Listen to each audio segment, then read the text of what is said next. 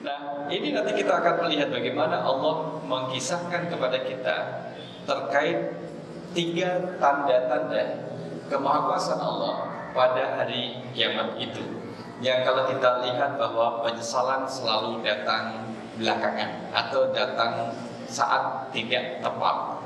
Kalau penyesalan datang pada saat tidak tepat, ya tidak diakui dan kemudian tidak diterimalah penyesalan itu. Dan nanti kita akan lihat bagaimana Al-Quran mengungkapkan itu. A'udzubillahi minasyaitonirrajim. Kalla idza dukkatil ardu dakkan dakka. Kalla memberi makna badan, sekali-kali tidak. Idza dukkatil ardu, apabila bumi diguncangkan secara berturut-turut, benturan-benturan. Ada bentuk maf'ul mutlak. Maf'ul mutlak itu adalah Bapak Ibu isim masdar yang dibaca nasab, tandanya fathah, yang dia mengulangi bentuk fi'il yang ada di depannya. Misalkan di sini dakkan dibaca nasab, itu adalah bentuk isim masdar dari dukkatil ardu. Jadi menunjukkan bertubi-tubi. Kala sekali-kali tidak. Idza apabila dukkatil ardu, bumi diguncangkan dakkan dakka, dengan sekuat-kuatnya, dengan benturan terus-menerus. Bumi dibenturkan, diguncangkan dengan guncangan yang dahsyat. Itu menggambarkan bahwa tidak ada satu tempat di bumi itu yang kemudian aman dari goncangan ini. Kadang ada berpikir, besok saat terjadi hari kiamat, bumi kan hancur, gunung kan kemudian menjadi hancur lebur. Mereka melakukan perjalanan ke luar negeri, keluar angkasa. Yang hancur kan buminya. Kalau dia di luar angkasa kan nggak apa-apa, dipikir selamat. Tidak, karena Allah akan membuka pintu langit dan kemudian menjatuhkan benda-benda yang ada di langit. Jadi kemudian menghantam bumi dan juga menghantam perjalanan, sesuatu yang menghalangi dalam perjalanan benda tersebut. Ya sudah, besok kalau terjadi hari kiamat, kita buat kapal selam yang kemudian yang kuat, tidak besar, tapi kemudian elastis, bisa dibawa kemana-mana. Kalau terjadi benturan, itu kemudian nanti tidak kerasa di dalamnya. Didesain sedemikian rupa, dikira bisa selamat, sedangkan pada hari kiamat air laut pun menjadi panas sepanas-panasnya. Yang mau sembunyi di dalam air laut itu panas sepanas-panasnya. Yang mau melarikan diri keluar angkasa pun kemudian benda-benda luar angkasa pun akan jatuh bergelimpangan kemudian menghantam bumi. Jadi ainal mafar, tidak ada tempat kembali. Tidak ada kemudian tempat berlari, menyelamatkan diri. Ke dalam bunker pun akan rusak, kemudian juga akan meleleh dan juga akan binasa. Itulah kemudian gambarannya. Waja'a rabbuka wal malaku saffan saffa. Waja'a, dan datang rabbuka, Tuhanmu, wal malaku, begitu pula para malaikat, saffan saffa, yang datang berbaris-baris, jadi bersof-sof. Ini sebagai bentuk tanda-tanda kemahakuasaan Allah saat terjadinya hari kiamat. Waji'a yawma idzin bi jahannam. Maka disebutkan adalah pada hari itu, waji'a, didatangkan, yauma idzin, pada hari itu, bi jahannam, yaitu neraka jahanam. Yang menyaksikan, jadi yang meragukan, sudah nampak dengan jelas. Jadi kemudian itu neraka jahanam atau bukan ya? Nggak ada yang bertanya seperti itu, sudah tidak ada lagi. Semua tahu bahwa itu adalah neraka jahanam yang diperlihatkan oleh Allah. Yauma idzin, pada hari itu, yatadzakkarul insanu wa anna lahu dzikra. Pada hari itu juga mereka itu menjadi yatadzakkar, sadar. Manusia itu menjadi sadar, wa anna lahu dzikra, akan tetapi bagaimana bisa kesadaran itu bermanfaat baginya? Bagaimana kesadaran itu kemudian bermanfaat? Maknanya adalah sudah terlambat. Sudah terlambat. Nah, kita lihat penjelasan dari 3 ayat pertama dari surah Al-Fajr ayat 21, 22 dan 23. Jamaah rahimakumullah. Maka di sini kemudian disebutkan bahwa kalla idza dukkatil ardu dakkan dakka. Kata idza diikuti dengan fi'il madhi. Fi'il madhi, dukkatil ardu itu fi'il madhi. Memberi makna kepastian. Memberi kepastian. Sedangkan ayat ini itu menjelaskan kiamat yang belum terjadi. Fi'il madhi sendiri adalah kata kerja menunjukkan waktu lampau. Artinya adalah perbuatan itu, peristiwa itu sudah terjadi. Sedangkan kiamat itu belum terjadi. Maknanya apa? Apakah terjadi paradoks, pertentangan? Tidak. Dalam kitab Al-Mutawwal, covernya warna merah yang kami miliki, ditulis oleh Dr. Sa'duddin Taftazani menyebutkan ayat-ayat tentang hari kiamat, kiamat belum terjadi, Allah sampaikan dalam bentuk fi'il madhi, kata kerja lampau, memberi makna pasti akan terjadi. Ditentang atau tidak pasti akan terjadi. Didustakan atau tidak pasti akan terjadi. Nah, itu menjadi memberi makna kepastian, pasti. Pasti. Jadi kepastian, maka Allah sembunyikan dan rahasiakan sampai-sampai malaikat Nabi Muhammad SAW menjawab ketika ditanya malaikat Jibril, mal mas'ulu anha bi'a'lama minas sa'il. Saking rapat menjaga rahasianya, tidak ada istilah bocor halus untuk hari kiamat. Ada yang dapat Bapak Ibu bocor halusnya? Tidak ada. Sampai paling kita dapat tanda-tandanya. Tanda-tandanya, kalau terjadi tanda-tanda ini, maknanya semakin dekat. Bahkan tanda yang sudah jelas adalah diutusnya Nabi Muhammad SAW sebagai Nabi dan Rasul, itu adalah tanda hari kiamat. Gitu. Jadi kita sudah 1446 tahun dari tanda-tanda kenabian Nabi Muhammad SAW. Jadi semakin kesini semakin banyak, semakin dekat.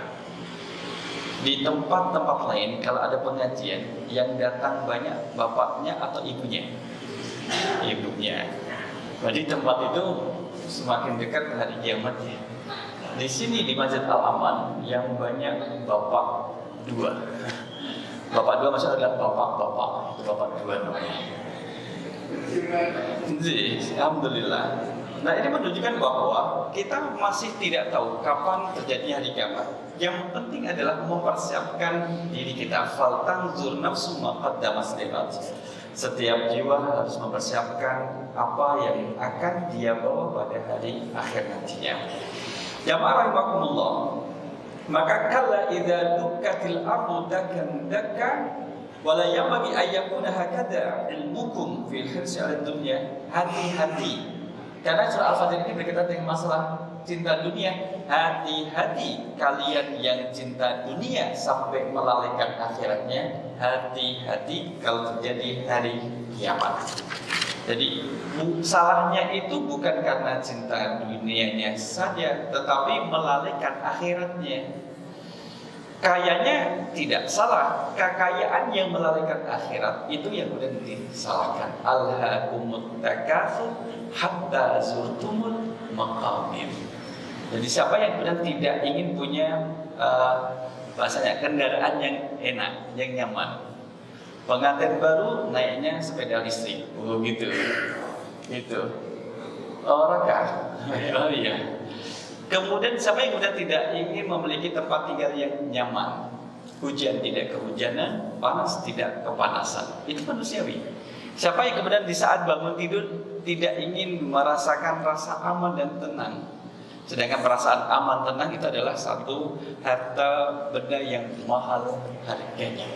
Ya kan? Itu satu yang Allah berikan kepada kita.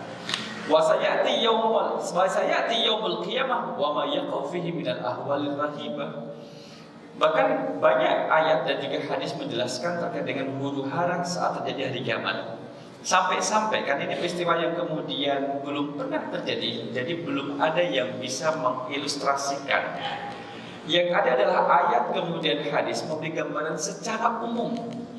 Al-qari'ah mal qari'ah wa ma adraka mal qari'ah. Itu secara umum Bapak Ibu jamaah rahimakumullah. Maka kita sebutkan, kita sendiri saja tidak tahu urutannya itu dari mana hari kiamat itu. Apakah dari matahari terbit dari barat terlebih dahulu, atau kemudian bumi digoncangkan terlebih dahulu, atau kemudian gunung-gunung kemudian berhamburan bagaikan bulu-bulu yang ringan, atau manusia berterbangan? Allahu a'lam. Tapi tanda-tanda yang disebutkan dalam Al-Quran pasti akan terjadi satu per satu, dan tidak ada lagi yang membuat film dokumenter. Gak ada yang didokumentasikan, gak ada. Siapa yang mau nonton? Maka tiga hal yang disebutkan di sini pertama terkait dengan hari kiamat di bagian akhir surah Al-Fajr adalah fatatukul ardu dakam ba'da dakin. Pertama adalah bumi akan dibenturkan, digoncangkan.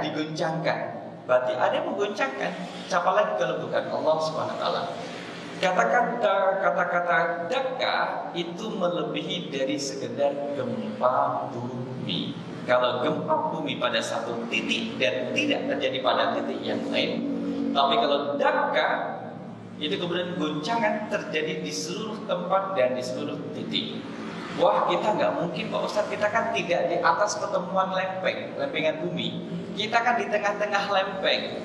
Itu teori itu tidak berlaku lagi. Kalau sudah digoncangkan mau yang di atas lempengan ataupun tidak, maka tetap merasakan goncangan yang dahsyat.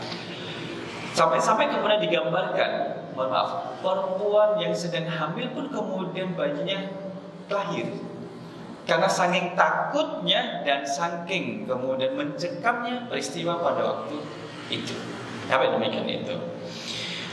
Waktu zalzilu, waktu taharraku, taharrukan ba'da tahrikin. Jadi goncangan tidak hanya kemudian beberapa detik itu diam, tidak, tapi terus menerus sampai hancur dan sangat keras. Mungkin seismograf, alat pengukur gempa itu sudah tidak bisa mendeteksi sudah berapa skala liter, itu sudah tidak terdeteksi. Kalau bahasa sekarang adalah jebol jalumi. Karena saking dahsyatnya Bapak Ibu jemaah rahimakumullah, sehingga gempa kiamat tidak bisa dijadikan sebagai bahan guyon. Ya. Jemaah rahimakumullah, oleh karena itulah dikatakan adalah fatusawwal ardu wal jibal. Gunung itu sama ratanya dengan tanah yang ada di bawahnya. Padahal gunung itu memiliki ketinggian yang berbeda. Gunung Merapi Jogja berapa mdpl? Berapa meter di atas permukaan laut? Belum pernah ada yang naik. Sama, mungkin sampai Kaliurang kita ya mungkin 3.000 atau berapa. Oke, Everest berapa? Kemudian gunung tertinggi berapa? Itu pun kemudian akan menjadi rata. Al-Qari'ah mal-Qari'ah wa ma adraka mal-Qari'ah yauma yakunun nasu kal-farashil mabthus. Maka dikatakan di sini sampai kemudian bahkan manusia itu adalah kal-farashi al-mabthusi, seperti laron yang kemudian berterbangan. Nih bapak-bapak nate dahar laron apa betul? Oh nate, dari muka-mukanya sih mirip, Pak. Mirip dengan saya sih, pernah makan laron karena waktu kecil ya. Itu. Bagaimana sih tipe dari laron itu, Bapak Ibu? Laron kalau telah turun hujan, maka dia keluar dari tanah. Kan setelah dia terbang, apakah dia akan hidup lama, Bapak Ibu? Laron itu mati kan?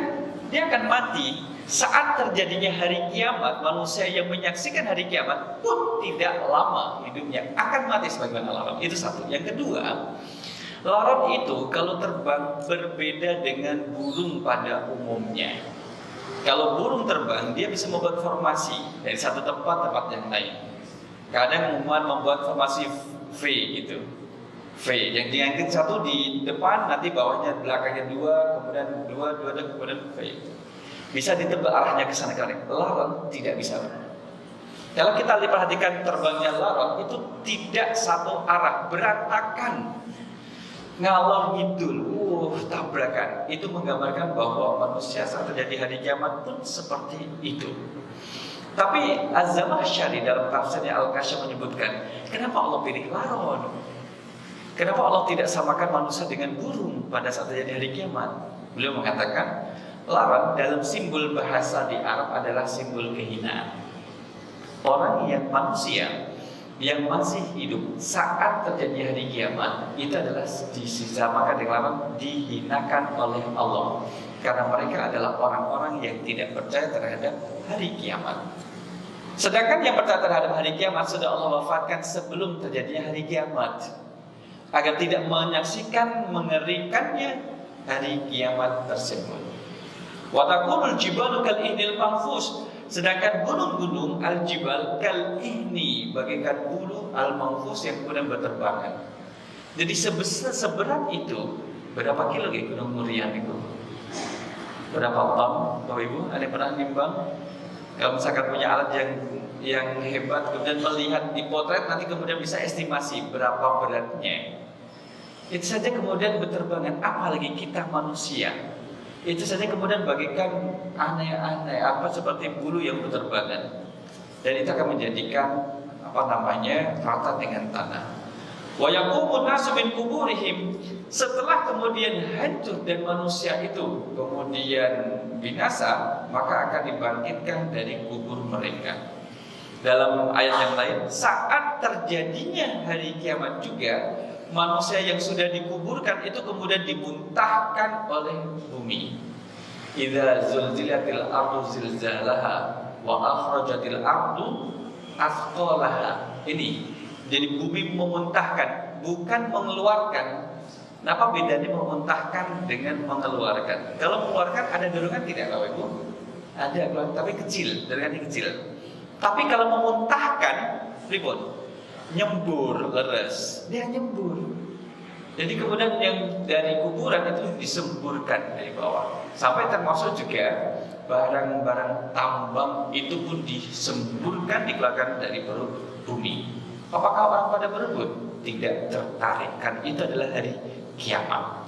Jadi malah hanya ingat, karena ini dulu saya membunuh.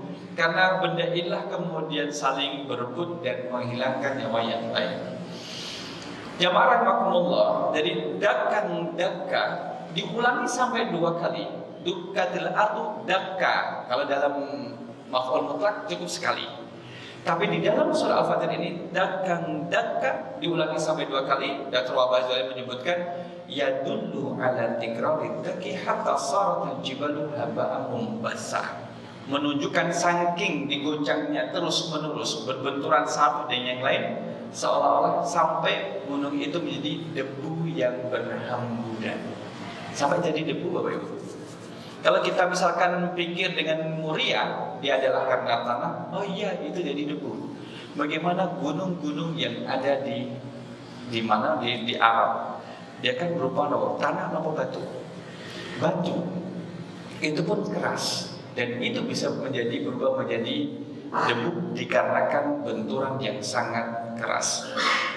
Pada ayat berikutnya 22, tanda yang kedua terkait dengan kiamat, wa jaa rabbuka wal malaku saffan saffa. Maka disebutkan adalah wa jaa Allah Subhanahu wa taala li faslil qadhi baina ibadihi. Kehadiran Allah adalah untuk memberikan hukuman terhadap seluruh hambanya. Kalau di sini adalah kita manusia selaku hamba Allah Subhanahu wa taala. Maka suruh awawirahu wa ahkamahum bil jazai wal hisab. Maka diperlihatkan hari perhitungannya, hari balasannya saat telah terjadi hari kiamat. Ini menunjukkan tanda kekuasaan Allah SWT. Wa yaqiful malaikatu mustafina sufufan lil hirasati wal hifdi wal hibah. Allah tunjukkan barisan malaikat supaya menunjukkan kewibawaan malaikat di hadapan makhluk yang bernama manusia. Ini merupakan sifat yang kedua. Allah menunjukkan kemahakuasaannya di hadapan hamba-hambanya, yaitu di hadapan manusia. Jamaah rahimakumullah, malaikat itu punya sayap napa betul? Ada 2, 3 atau 4 di dalam Al-Quran disebutkan demikian. Bahkan malaikat Jibril kemudian bisa sampai dari ufuk timur sampai ufuk barat, dan wujud aslinya besarnya. Kemudian juga kita tidak mampu sampai ke sana membicarakan terkait dengan zatnya malaikat kecuali apa yang tersebut dalam nas saja.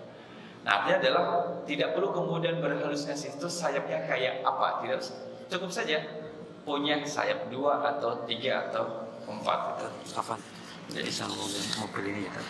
Jadi, Bapak Ibu jamaah rahimakumullah, mobil dengan plat VRZ AB 1620 IV. Jadi, mungkin bisa ke parkir, mungkin ada yang keluar atau ikut monggo. Di AB 1620 matur suwun. Ya, sesekali mengumumkan sekali. Jadi, ada yang misalkan yang mencari jodoh boleh sekarang umumkan siapa gitu. Dia siapa tahu. Gifari. Jadi, Bapak Ibu Gifari masih sendirian. Jadi, yang rahimakumullah.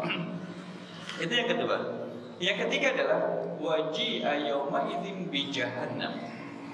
Waji'a yauma idzin bi jahannam, pada hari itu neraka jahanam didatangkan. Adalah wa kushifatin nazirina ba'da ghibatiha. Setelah neraka jahanam terjadi sesuatu makhluk yang gaib, ada tapi tidak terlihat, maka Allah perlihatkan. Maka Allah buka tabir yang menutupi neraka jahanam sehingga terlihat dengan jelas. Sebagaimana dalam surah Asy-Syu'ara ayat 91 juga demikian. Wa burrijatil jahim lil ghawin. Allah tunjukkan neraka jahanam bagi orang-orang yang kemudian yang membangkang, yang bertindak membangkang terhadap Allah SWT. Ini menjadi sifat yang ketiga yang menunjukkan bahwa jamaah rahimakumullah, kenapa kemudian neraka jahanam yang diperlihatkan? Kalau kita lihat jumlah orang jumlah manusia yang bersyukur dengan yang tidak bersyukur, lebih banyak siapa? Bersyukur atau tidak bersyukur? Tidak bersyukur. Qalilan ma tashkurun, sedikit sekali kalian yang bersyukur. Kan sedikit. Jadi menjadi anggota minoritas dalam hal ini disenangi oleh Allah, karena yang orang yang bersyukur jumlahnya adalah sedikit. Berarti yang tidak bersyukur itu adalah mayoritas. Yang kemudian membangkang orang yang tidak beriman terhadap neraka jahanam pun jumlahnya banyak. Di saat mereka kebenaran itu tidak ditentukan dengan sedikit banyaknya pengikut. Kebenaran akan menjadi kebenaran sekalipun sedikit yang mengikuti tetaplah menjadi kebenaran. Maka kalau misalkan banyak orang tidak percaya dengan neraka jahanam, bukan berarti neraka jahanam itu kemudian dihilangkan oleh Allah. Tidak, justru diperlihatkan. Ini salah satu sebab Bapak Ibu, kenapa kita tidak berani bermaksiat, melakukan maksiat, karena kita takut dengan azab Allah. Ya, ada yang kemudian gini, kenapa Anda melakukan ketaatan? Karena saya ingin dapat surganya. Boleh, karena Allah sudah menjanjikan itu. Ada kemudian ada yang melakukan ketaatan. Kenapa Anda melakukan ketaatan? Karena saya taqarruban ilallah, ingin mendekatkan diri kepada Allah. Anda tidak mau surga, saya ingin mendekatkan diri kepada Allah. Tidak berani mengatakan tidak mau, saya ingin mendekatkan diri kepada Allah. Saya ingin dapatkan ridhonya Allah. Kalau sudah dapat ridho, radhiyallahu anhum wa radu anhu, Allah berikan surganya termasuk di dalamnya.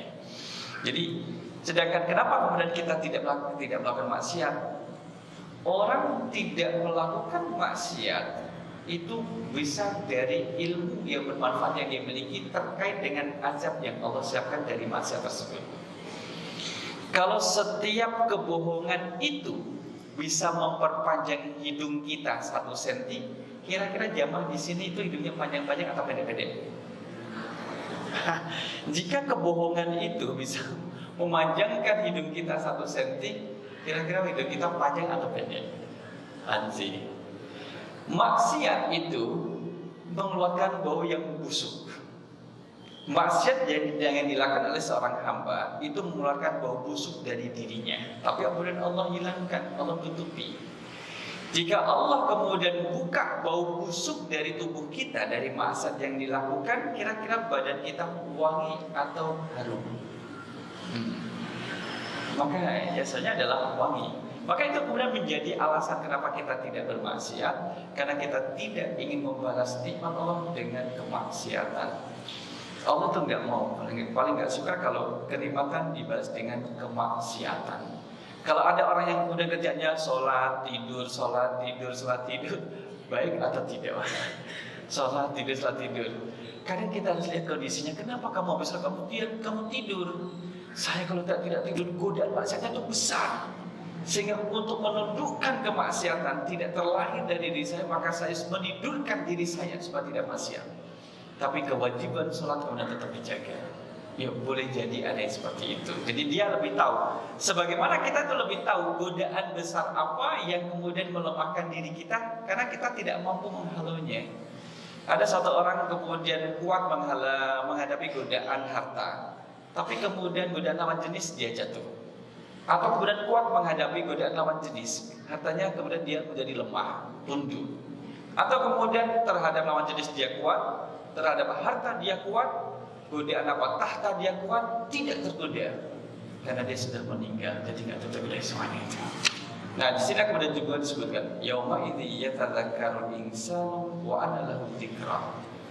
Jadi kalau pada hari di saat Allah perlihatkan neraka, orang menjadi tersadar. Siapapun yang kemudian mengingkari hari kiamat saat melihat hari kiamat akan tersadar. Sesiapapun yang kemudian mengingkari yang gaib, di saat yang gaib itu kemudian ditampakkan, maka dia akan menjadi tersadar. Tapi kesadarannya itu sudah tidak berarti. Sudah tidak berarti. Karena sudah terjadinya hari kiamat. Jadi minimal dua, taubat itu kemudian tidak bersambung adalah ketika matahari terbit dari barat, terjadi hari kiamat, tidak diterima. Kemudian malam yang gur-gur, kalau sudah nafas sampai di tenggorokan, artinya adalah sakratul maut, maka taubatnya tidak diterima oleh Allah SWT. Kenapa demikian? Selama ini kemana? Taubatnya kemana? Ya. Wa anna lahu dzikra. Dan itu sudah tidak bermanfaat, dan kesadaran itu sudah tidak memiliki manfaatnya. Ayat 24. Yaqulu ya laitani qaddamtu li hayati. Dan dia ini mengatakan bahwa oh ya laitani, seandainya aku dulu ya qaddamtu, mengerjakan kebajikan li hayati, untuk hidupku ini. Ada kata-kata yang tidak mungkin Allah wujudkan. Dia menggunakan kata laita. Laita, Bapak Ibu, itu beda dengan la'alla. Kebalikannya laita adalah la'alla. Laita adalah termasuk salah satu anggotanya inna wa akhwatuha. Inna, anna, ka'anna, kemudian laita, la'alla, lakin. Itu anggotanya di situ. Laita mengharapkan sesuatu yang tidak mungkin terjadi. Bahkan ulama nahwu mengatakan kalaupun terjadi sangat kecil kemungkinannya, tapi sering tidak terjadi. Kalau la'alla mengharapkan sesuatu yang dia tidak terjadi, tapi kemungkinannya ada, mungkin terjadi, mungkin tidak. Kemungkinan terjadinya besar daripada tidak terjadi.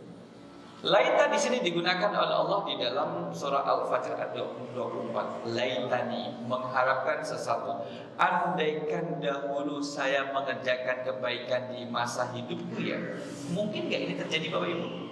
Tidak mungkin. Allah tidak mungkin mengembalikan dia ke kehidupan semula untuk melakukan kebaikan. Sebagaimana dalam akhir surah An-Naba. Wa qala al-kafiru ya laitani kuntu turaba. Andaikan saya dulu berupa tanah ya, maka saat di akhir-akhir ini tidak akan dihisap seperti ini. Dia mengharapkan dikembalikan dan berubah menjadi tanah sehingga tidak dihisap. Tanah itu tidak dihisap Bapak Ibu. Karpet yang kita injak akan dihisap nubuatan? Tidak. Tembok tidak akan dihisap, batu tidak akan dihisap.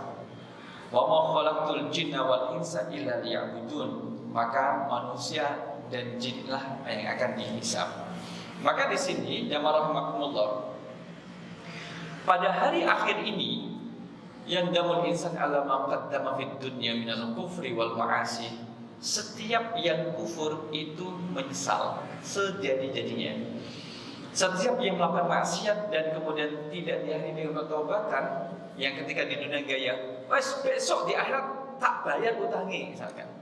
Atau kemudian yang kemudian gaya, besok aja di akhirat kita selesaikan urusan kita. Semuanya ditunggu di akhirat. Hanya dia menyesal bahwa kalau di akhirat itu tidak seperti di dunia. Hutang piutang dibayar uang dengan uang, di akhirat tidak. melainkan dengan amal. Orang yang kemudian mencaci maki, ngapain saya minta maaf sama kamu? Kamu pantas dicaci maki. Ternyata akan berlanjut di akhirat. Yang dicaci maki meminta keadilan di hadapan Allah dan menuntut pelaku yang mencaci maki. Sama seperti kemudian orang yang ngambil hartanya. Ya sudah, sini, ini jatah saya. Mohon maaf, itu bukan jatah Bapak, jatah saya. Oh, berarti mengambil harta orangnya dengan cara yang batil, baik secara terang-terangan maupun sembunyi-sembunyi, baik melalui ucapan maupun melalui kebijakan yang kemudian bisa menguntungkan dirinya. Semua akan berlanjut di akhirat. Wa alama amila min a'malis su', termasuk juga dari perilaku-perilaku yang jahat itu akan menjadikan pelakunya menyesal karena tidak selesai di dunia. Maka Bapak Ibu jemaah rahmatullah, beberapa kita kalau misalkan habis bertemu, kalau mengikut pada sahabat kan, sahabat ketika berpisah setelah pertemuan membaca surah Al-Asr.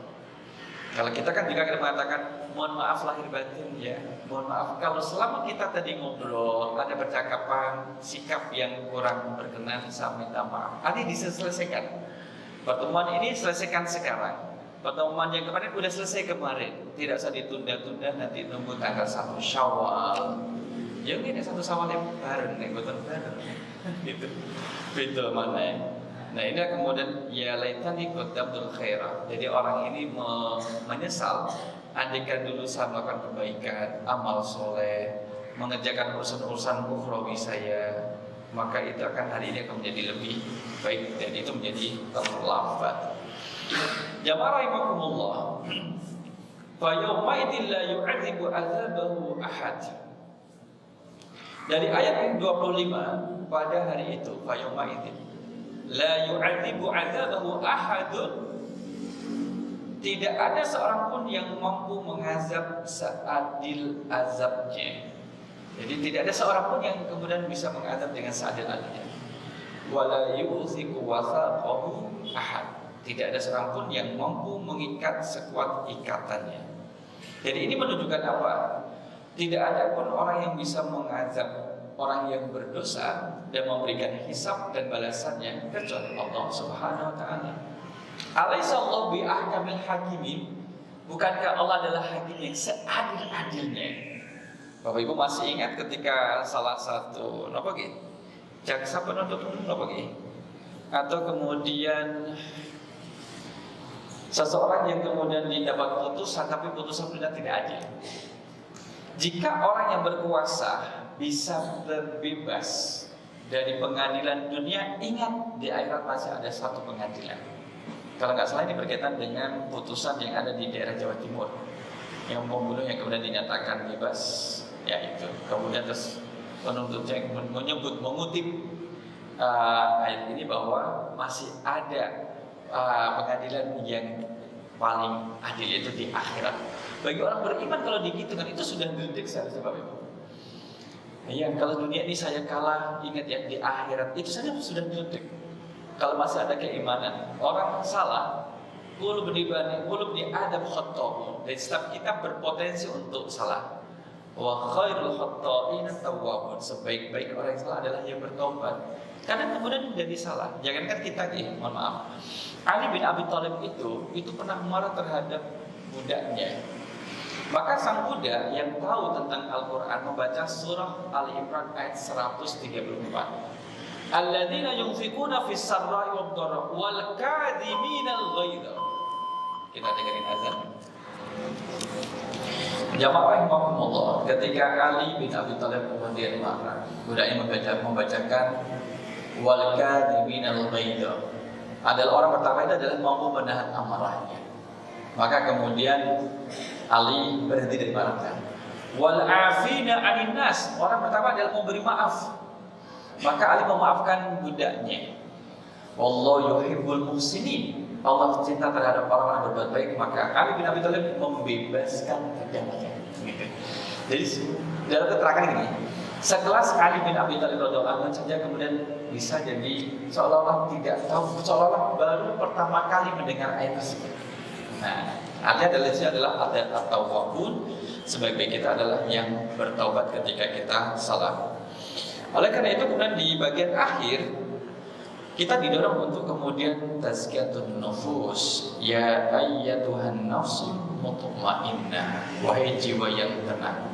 Ya ayyatuha, jadi panggilan pada jiwa yang tenang. An-nafsu, Bapak Ibu masih ingat ada 3. Ada nafsul mutmainnah, yang kedua adalah ada an-nafsu. Yang ketiga adalah alhamdulillah. Kan enak masuk rekaman, kan enak.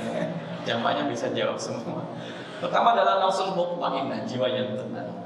Yang kedua adalah nafsul lawwamah, jiwa yang tercela. Yang ketiga adalah ammaratum bisu, jiwa selalu kemudian memerintahkan kepada yang buruk. Ini yang kemudian dipanggil, ya ayyatuhan nafsul mutmainnah, irji'i ila rabbiki radiyatan mardiyah. Kembalilah kepada Tuhanmu dengan ridha dan diridhai. Kemudian fadkhuli fi ibadi, lalu masuklah ke dalam golongan hamba-hambaku, wadkhuli jannati, dan masuklah ke dalam surgaku, yaitu surganya Allah Subhanahu wa taala. Maka di bagian akhir ini memberikan pelajaran bagi kita untuk tazkiyatun nufus. Surga itu bagi orang-orang yang jiwanya adalah tenang, mutmainnah.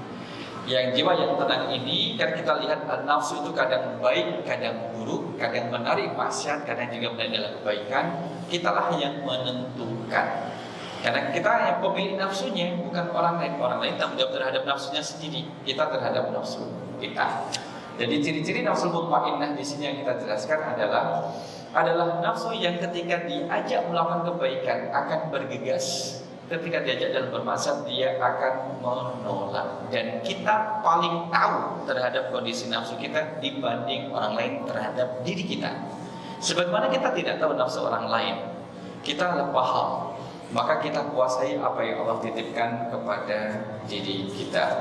Sehingga nanti radhiyallahu anhum wa radu anhu, sebagaimana dalam soal Bayyinah ayat yang ke-8, itu adalah pahala yang Allah berikan kepada setiap kita yang merawat nafsunya, nafsul mutmainnah. Mudah-mudahan ini perlu perjuangan ya, nafsul mutmainnah. Bapak-bapak ada yang mau mutmainnah? Ada yang mengharapkan mutmainnah? Anggi nama orang mutmainnah anjing. Jadi tenang, adalah kita paham, dan yang asik-asik itu kadang menggiurkan.